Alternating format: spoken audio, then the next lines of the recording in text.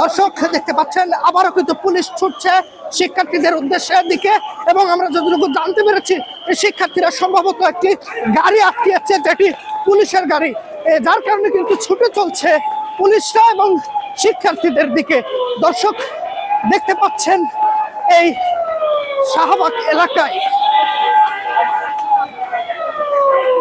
সম্ভবত এই পুলিশের গাড়িটি আটকিয়েছিল, যার কারণে, এবং দেখতে পাচ্ছেন পুলিশের গাড়িতে ইট পাটকেল ছোড়া হয়েছে, যার কারণে পুলিশের গাড়ি ভাঙচুর করা হয়েছে।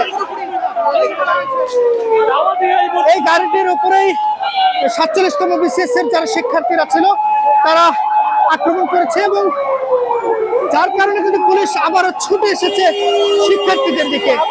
দর্শক দেখতে পাচ্ছেন আমার সামনে কিন্তু শিক্ষার্থীরা অবস্থান করছেন এবং তার সামনে কিন্তু শক্ত অবস্থানে রয়েছে পুলিশ। তবে পুলিশকে লক্ষ্য করে কিন্তু ইট পাটকেল ছুটছেন সাধারণ শিক্ষার্থীরা এবং পুলিশ কিন্তু পিছু হটেছে।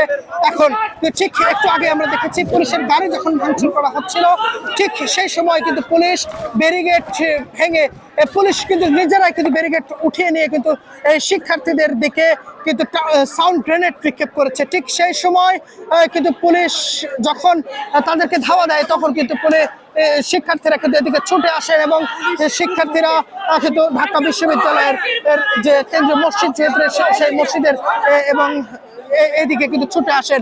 আমরা দেখতে পাচ্ছি যে এইদিকে কিন্তু পুলিশরা অবস্থান করছেন এবং আমার সামনে এদিকে কিন্তু আন্দোলনরত যে সকল শিক্ষার্থীরা যারা আগামী 27 নভেম্বর যারা বিসিএস 47তম বিসিএস পরীক্ষার্থী, ঠিক তাদের মধ্যে যে ধাওয়া পাল্টা দেওয়া, দফায় দফায় বেশ কয়েকবার কিন্তু ধাওয়া পাল্টা দেওয়া হয়েছে। আপনাদেরকে একটু জানিয়ে রাখি যে আজকে সকাল থেকে তারা কিন্তু অর্থাৎ এই আন্দোলনকারী শিক্ষার্থীরা কিন্তু শাহবাগে যমুনা অভিমুখে যাওয়ার চেষ্টা করে। ঠিক সেই সময় পুলিশ কিন্তু ব্যারিকেড দিয়ে বাধা দেয় শাহবাগ থানার সামনে এবং ঠিক সেই সময় থেকেই এই শিক্ষার্থীরা কিন্তু শাহবাগ থানার সামনে অবস্থান করছিলেন এবং সন্ধ্যার ঠিক একটু আগে পুলিশ এবং শিক্ষার্থীদের মাঝে ধাওয়া পাল্টা দেওয়া হয় এবং তারপরেই পরিস্থিতি উত্তপ্ত হয়ে ওঠে এবং উত্তাল হয়ে ওঠে এবং পুলিশ এবং শিক্ষার্থীদের মাঝে দফায় দফায় কিন্তু সংঘর্ষ সৃষ্টি হচ্ছে।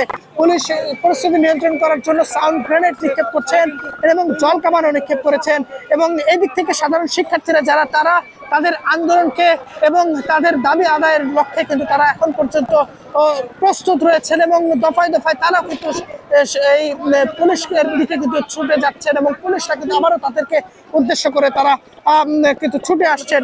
দর্শক, এই ছিল এখনকার মতো সর্বশেষ আপডেট। পরবর্তী আপডেট পেতে সময়ের কণ্ঠস্বরের সাথে থাকুন। সঙ্গে ছিলাম আমি জাহিদ হাসান।